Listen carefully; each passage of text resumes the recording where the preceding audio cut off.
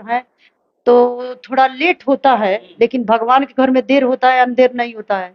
तो सच्चाई के लिए तो कोई तो खड़ा हुआ, वो सब के लिए धन्यवाद, बहुत बहुत धन्यवाद मनोज जी के, खेसारी लाल जी के, सनु सूद जी के, इस सब लोग के धन्यवाद। हमरा खेसारी लाल यादव जी का कहे बहुत उनको के धन्यवाद, हमरा बेटा बराबर बड़न उनकरा के हम धन्यवाद बोले के चाहता नहीं जे हमरा बेटा के सच्चाई दिखलावे में आगा हुई। बस इतना दिन से हमारा इंतजार रख है जे इतना सच्चाई हमारे बेटा देख लो आ कोई सच्चाई के साथ नहीं के देते, लेकिन अब थोड़ा हमरा इति होकर तो राहत मिला था कि जे हमरा बेटा के सच्चाई में लोग शामिल होता। अच्छा, क्या कहना चाहती हैं? सत्य परेशान हो सकता है लेकिन पराजित नहीं होता है एकदम। आज मनोज तिवारी भी बोले हैं।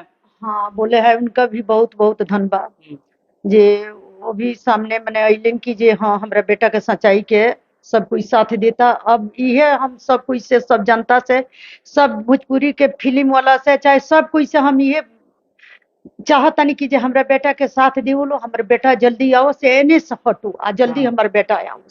ऐसे कि जो वहाँ बहुत तकलीफ बटे, वहाँ खान पीन के लैंग्वेज के लिए खाना पीने के सबके बहुत दिक्कत बा, तो हमार बेटा जल्दी आ जा। वो लोग के बहुत